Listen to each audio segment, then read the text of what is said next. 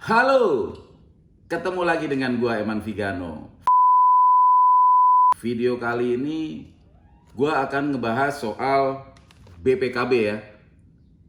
BPKB atau dokumen. Karena ini gue masuknya niche-nya konten ini di pervespaan, gue di lingkup pervespaan aja ya.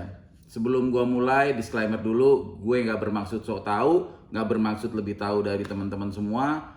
Kalau teman-teman ada yang lebih tahu dari gue, bisa bantu tulis di kolom komentar. Barangkali bisa nambah info buat gue dan teman-teman yang lainnya. Langsung aja, kagak pakai lama, biar cepet durasinya, ya kan? Kita bahas dulu satu persatu sebelum gue buka-buka ini, ya kan? BPKB-nya. Pertanyaannya begini, Bang, kenapa Vespa dengan BPKB yang lama harga jualnya lebih mahal sedikit ya? Maksudnya ada value-nya. Kenapa dia bilang ada value-nya? Karena penjual-penjual juga dengan secara gamblang tuh kan tertulis di iklannya, masih BPKB, masih yang lama, ya kan? Jadi suatu nilai jual, terbukti menjadi suatu nilai jual. Kalau nggak jadi nilai jual, nggak mungkin kan tuh pedagang atau penjual Vespa mencantumkan BPKB masih buku yang lama gitu. Berarti memang ada nilai poinnya lebih. Tapi poin lebihnya itu apa? Itu yang akan kita ulas di konten ini. Pantengin terus ya, jangan kayak jadi skip. Nah ini dia, kemarin gue udah jelasin kan warna-warna buku PPKB kan. Ada yang biru, hijau, merah, hitam gitu. Dan menurut gue ya itu sesuai tahunnya gitu. Sesuai tahunnya, kecuali kalau ada bang, kok gue tahun sekian masih ada buku warna hitam, mungkin itu di samsatnya sana masih stoknya masih ada, jadi dihabiskan gitu daripada mubazir. Tapi yang pasti teman-teman boleh perhatiin itu tahun Vespa mempengaruhi warna-warna dari buku BPKB. Dan sejatinya memang pergantian warna buku BPKB itu kan ada kan, mungkin teman-teman bisa jelasin per tahun-tahunnya tuh, tahun kapan aja yang exactly. Mungkin ada teman-teman dari petugas dari Samsat, yang pasti itu ada perubahan gitu. Yang pasti yang awal-awal yang gue tahu warnanya hitam. Nah kenapa BPKB lama? Jadi gini teman, BPKB lama itu nggak mesti bang gue BPKB-nya hitam, enggak ya. Kalau teman-teman dapat sumpama ini nih Vespa Excel ya, ini Vespa, nanti kita buka pelan, kita buka satu-satu ya. Ini sumpama Vespa Excel nih, Excel, gue harus pakai kacamata nih bener sumpah, mata gue udah kagak kelihatan jadi hurufnya nari-nari. Nah ini sumpama contohnya Vespa Excel, Vespa Excel tahun 87, dia BPKB-nya udah merah gitu. Nah dia juga pasti akan bilang BPKB-nya pasti masih pakai BPKB yang lama gitu, masih buku BPKB yang baru, BPKB yang awal baru dia beli gitu. Nah ini sah bener gitu. Nah cuman kalau Vespanya tahun 60-an gitu ya, terus udah bukunya merah, nah itu kan jadi tanda tanya, berarti dia pernah diganti gitu. Jadi yang awal tahun 60-an ya hitam gitu. Nah kalau dia merah, mungkin dia pernah hilang atau terbitlah merah. Nah nanti kita ulas satu-satu gitu ya. Kenapa pernah hilang? Kalau hilang kan harus ganti buku. Kalau seumpama dia balik nama, dia masih buku yang lama. Nah ini yang akan jadi, yang akan gue ceritain. Oke, kita ulas satu-satu biar kagak keder ya. Kita pakai buku BPKB yang, nah kebetulan gue kemarin baru dapet Vespa 63 ya kan, dapat dari Klaten. Ini yang gue jelasin aja ya. Apa ini ntar aja ya bakal ini Vespanya? Ya udah nggak apa-apa dah. Ini jelasin sekarang, nanti untuk urusan Vespa ya Vespa gitu ya. Vespa yang gue dapet kemarin kita bacotin aja. Vespa nggak orisinil cat, Vespa kaleng kita bacotin tuh besok deh. Nah sekarang masalah buku dulu ya.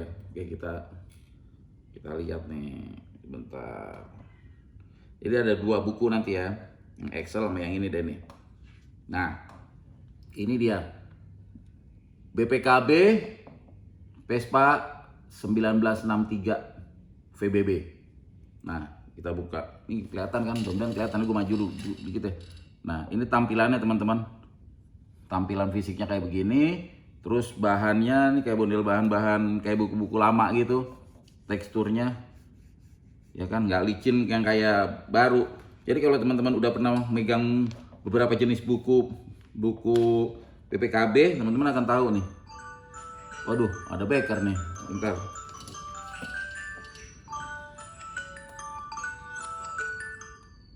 Matiin dulu bekernya. Nah, ini kan buku-buku yang baru kan, dia agak licin performanya nih. Nggak bahan kayak bahan kain gitu. Nah, kita lanjut ya. Nah, ini biasa ada logonya, bacaannya buku pemilik kendaraan bermotor. Nah, di sini ini ada nomor. Ini nomor BPKB-nya, nomor BPKB. Nah, nanti sinkron sama STNK gitu. Nanti kalau teman-teman lihat STNK ada di sini nomor bukunya. Nah, kita buka ya. Jedeng. Gimana nih cara ininya yang enak, yang reviewnya ya. Nah, taruh dulu biar agak belibet. Nah, ini ada identifikasi kendaraan. Jadi di BPKB ini tuh identifikasi kendaraan tercantum gitu ya. Apa aja. Nah, itu jenis sepedanya, rodanya berapa. Ini roda 2. Dan kalau buku BPKB lama itu biasanya ejaannya masih ejaan yang lama gitu ya, tulisannya gitu. Nah, ini mereknya Vespa tahun 1963. Ini apa nih? Model sepeda motor, tuh, skuter, garis miring skuter, gitu. Karena mungkin masuk juga kan merek-merek yang lain, ada motor laki, motor apa gitu, jadi tulisin skuter. Nah, paling atas ini ada tulisan rangka. Rangka berarti nomor rangkanya sekian sekian sekian. Nomor mesin sekian sekian sekian sekian. Terus bahan bakarnya bensin. Ya kan, warna. Nah, ini warnanya juga menarik nih, Vespa 63 gua. Tulisannya bukannya hijau metalik, tapi hijau kilat metalik. Tuh, udah metalik pakai kilat, ya kan? Hijau kilat metalik. Dikeluarkannya di Medan tanggal 2 bulan 7 tahun 1968. Nah, sebelah sini nih pabean nih, keterangan pabean tuh ya. Ini jadi barang ini yang punya gua nih diimpor, masih impor dia. Nah, importirnya di sini tercantum importir PT Inasara apa namanya? Ya, Insara. Innasara. Faktur nomor sekian sekian sekian. Tuh. Di sini juga tercantum nih CKD, SKD atau BU gitu. Knockdown. CKD itu completely knockdown. SKD itu semi knockdown. BU itu artinya butuh uang. BU itu artinya build up gitu. Nah, terus didaftar kayak pendaftaran polisi lembar berikutnya. Itu ada pendaftaran polisi, daftarnya di tempat Medan tanggal sekian nih. Apa nih, pendaftaran pertama kendaraan Jakarta. Jadi dia udah didaftarin sebenarnya, cuman belum berupa BPKB, karena BPKB seperti video gua sebelumnya itu kan tahun 68 ya. Jadi dia udah didaftarin pada tahun 1964 nih, tempat Medan tanggal 9 bulan 3 64. Tuh, nomor polisi 50456. Nama pemiliknya udah ada tuh. Berdasarkan importir PT Inasra, faktur nomor sekian sekian sekian. Nah, jadi memang udah didaftarkan dari tahun 64, bentuknya bukan begini. Nah, ini ada STNK-nya, kita pinggirin dulu. Nah, lembar-lembar berikutnya itu berisi apabila dia ganti nama atau balik nama, ganti warna, pindah alamat, Itu buku-buku lembar-lembar berikutnya itu fungsinya buat itu. Nah, kayak ini kan. Ini pada tanggal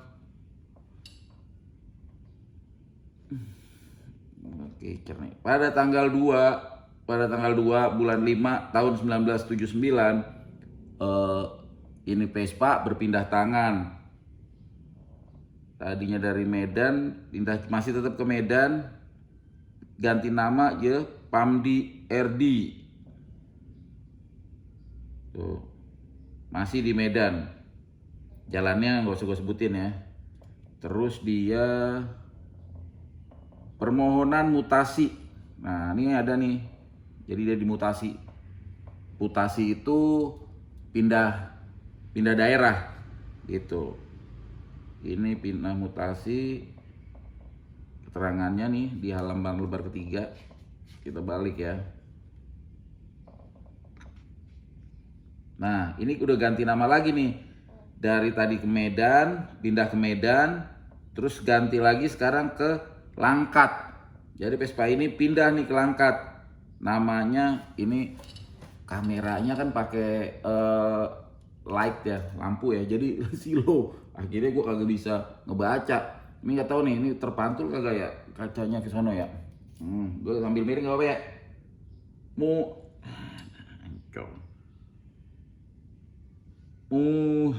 Muhida pindah ke Langkat nih, pindah ke garis miring dari itu, pindah alamat lagi.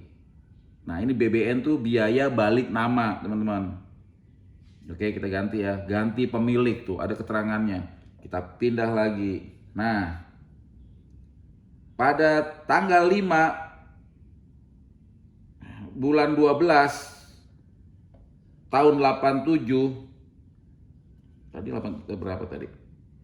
Oh, tadi 82 pindah ke Muhyiddin. Nah, 87 pindah ke Ridwan HS Binjai.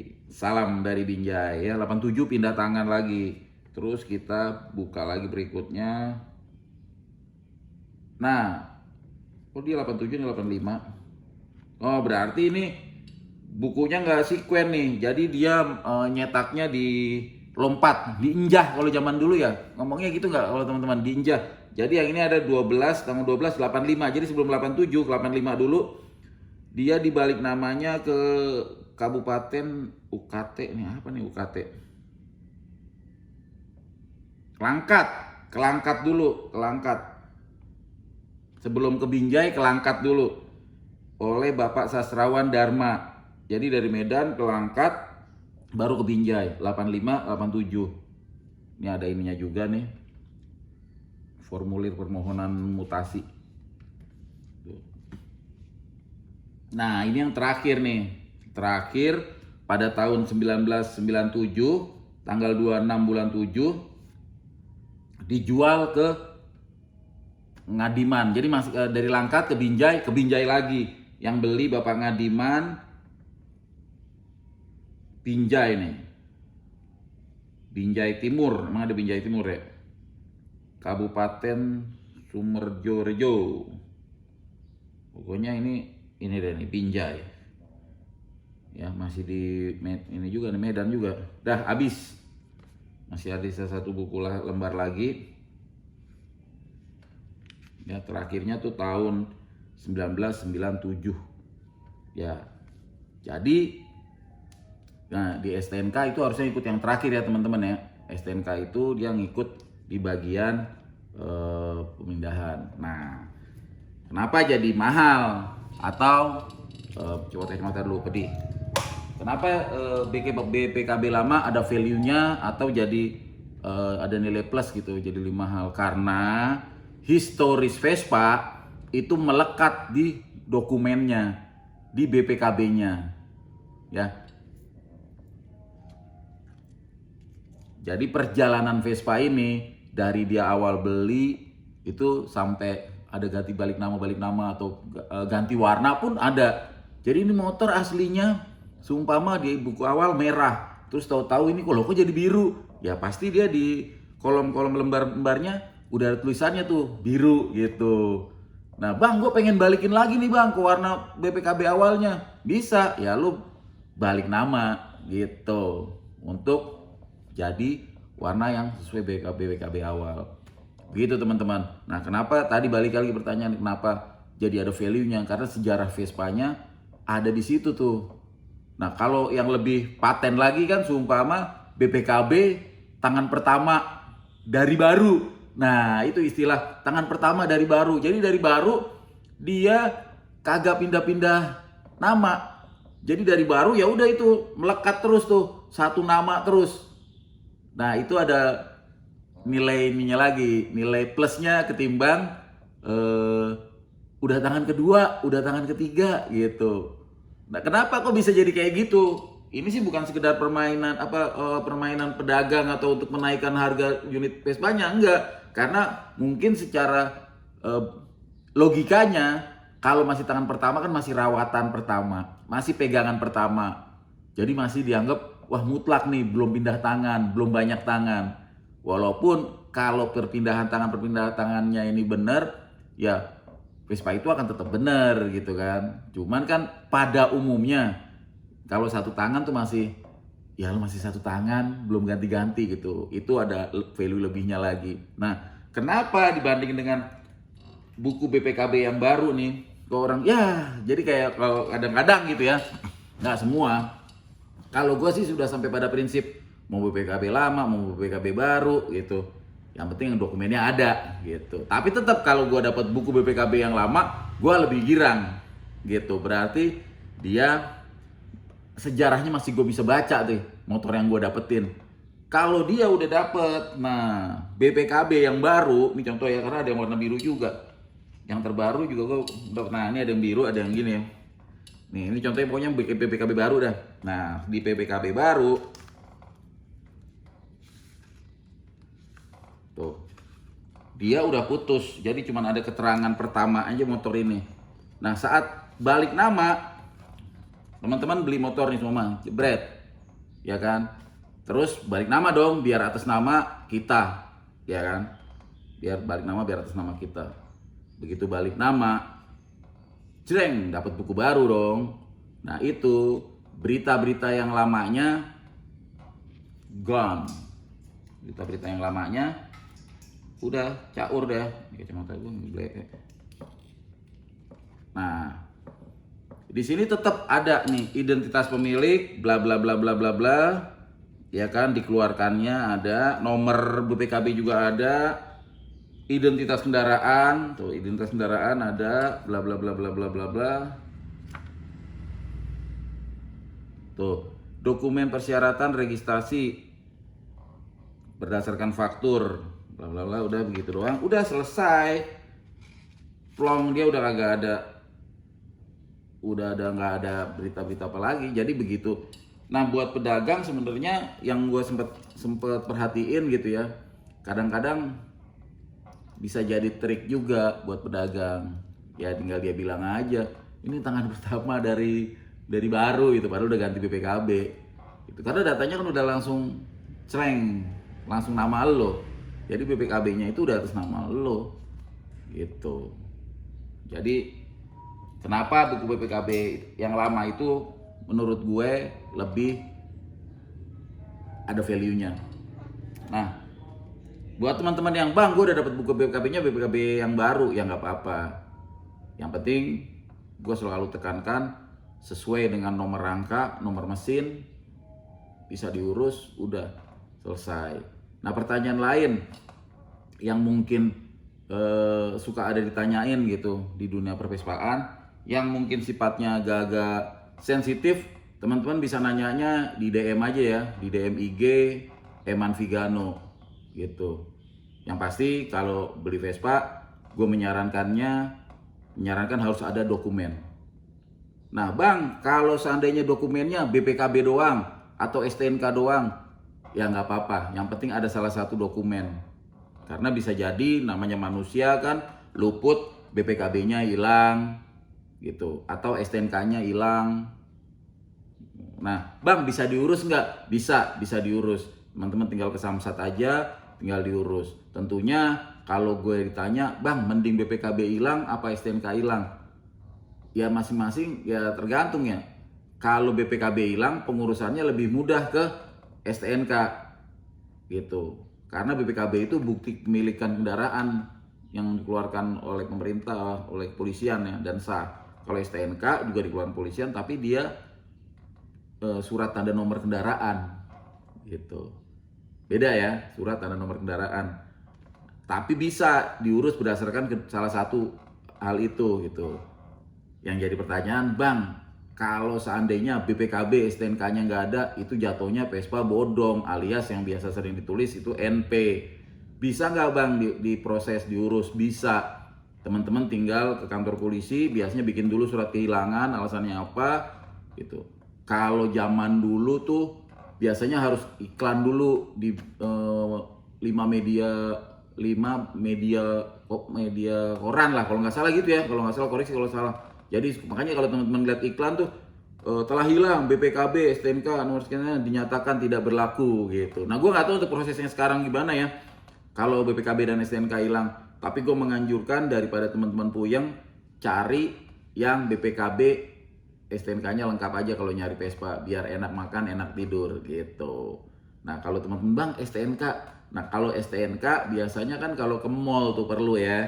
Kalau ke mall ada STNK-nya, kan nggak lucu juga kalau lo beli Vespa BPKB doang, ke mall bawa-bawa BPKB ya kan. Kan kalau mall-mall sekarang harus dicek STNK tuh, gitu. Nah itu aja sih. Kalau teman-teman ada pertanyaan lain nih seputar dokumen BPKB, itu nanti bisa tulis aja di kolom komentar. Oh ya satu lagi mungkin ya, yang sering terjadi, Bang, kok tulisannya beda gitu. Nah ini menarik sih sebenarnya. Ini tadi juga gue udah mau closing nih, cuman gue menarik, gue baru keingetan. Nah kadang-kadang kadang-kadang ya, gue ini nih, gue takutnya ntar pihak Samsat ini lagi komplain lagi. Somasi gue. Tapi memang yang terjadi tuh begitu yang di lingkup yang perpespaan yang gue tahu ya. Kadang-kadang suka ada penulisan yang salah gitu, yang kurang tepat lah mungkin bahasanya ya, bukan yang salah, mungkin kurang tepat penulisan di STNK-nya dengan data di motor kurang akurat lah gitu dengan BPKB. Ya wajar lah, itu namanya sekian banyak orang kan ngurusin dokumen, mungkin ada yang ketelisut, ada yang kesalahan gitu, entah itu tipenya atau huruf kurang atau apalah kayak begitu. Itu nggak apa-apa di STNK. Nah di BPKB pernah nggak ada kesalahan? Pernah ada gitu. Yang gua sering temuin itu, nggak sering juga sih, maksudnya ada 1-2 yang gua temuin itu warna. Dan temen-temen jangan mengganti apapun gitu, jangan mengganti apapun yang ada di BPKB, karena gue pernah tuh ngalamin kejadian. Jadi seseorang, gue nggak mention nama ya, seseorang jual Vespa original cat, terus ya gue suruh ngecek ya, bukan disuruh, gue diminta bantuan untuk ngecek. Gue cek tuh, jebret, Vespanya bagus, Vespanya top, cakep. Nah cek dokumen, akhirnya jadi dokumen yang bagian terakhir, karena kita ngeliat wujud Vespanya dulu kan. Coba cek dokumennya sesuai BPKB, STNK, akur dengan nomor rangka, nomor mesin, cuman warnanya beda gitu, warnanya beda. Harusnya hijau tertulis abu-abu. Apa harusnya abu-abu tertulis hijau? Harusnya unitnya abu-abu tapi tertulisnya hijau. Nah apa salah BPKB? Nomor rangka, nomor mesin bener semua, sesuai. BPKB-nya tapi salah warna. Itu terjadi dan orangnya kayaknya masih pada hidup deh, masih pada ada gitu. Nah akhirnya ya singkat cerita kecewa.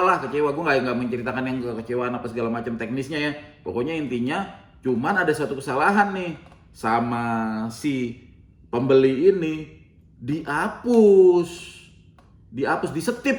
Kalau bahasa dulu gue sekolah SD itu disetip pakai inian gitu, pakai penghapus yang warna-warni itu, yang merah sama biru apa abu-abu merah gitu ya. Pokoknya dihapus jadi kelihatan kayak bladus gitu, terus ditulisin jadi sesuai warnanya, abu-abu kalau nggak salah begitu. Aduh, malah jadi aneh kan itu BPKB, padahal mah biarin aja gitu. Kesalahan itu kan ada gitu, memang ada loh bukti bukti ini ada yang salah di sini gitu, atau mungkin ada yang kurang satu huruf nomor angkanya gitu, bisa jadi. Tapi kalau nomor angka kurang-kurang gue belum nemuin ya. Yang gue nemuin kemarin tuh salah di perwarna. Umumnya kalau BPKB jarang banget terjadi ya, biasanya yang sering tuh di STNK gitu. Nah, pendapat teman-teman gimana? Ada nggak kejadian kayak gitu? Kalau ada kejadian, tulis di kolom komentar ya gitu. Tapi itu sih bukan menjadi satu hal yang masalah. Gue sih selalu ngelihatnya yang penting, yang paling utama kalau gue cek nomor angka, nomor mesin. Nah, baru tuh udah akur sama semua, baru kita di dokumen tuh ngeliat-ngeliat yang lain gitu. Yang paling utama itu sesuai nggak nih juga tahunnya, ya kan? Jangan sampai lo nggak sesuai sama tahunnya. Tapi biasanya kalau lo udah ngecek nomor angka, nomor akur, ya biasanya kan tahun mengikut kan. Masa motornya super tulis sprint, juga kan aneh juga gitu. Belum sampai level itu gua nemuinnya. Ada hal-hal lain tapi nggak sampai kayak gitu kesalahannya. Biasanya di STNK lah paling sering gitu. Dari gua itu aja video pendek ini, mudah-mudahan nggak makan kuota terlalu banyak, sedikit tapi informatif. Itu aja. Kalau teman-teman suka tayangan ini, kasih tombol jempolnya. Yang belum subscribe, buruan subscribe. Tombol loncengnya jangan lupa dijegukin aja. Sampai jumpa lagi dengan gua, Eman Viga.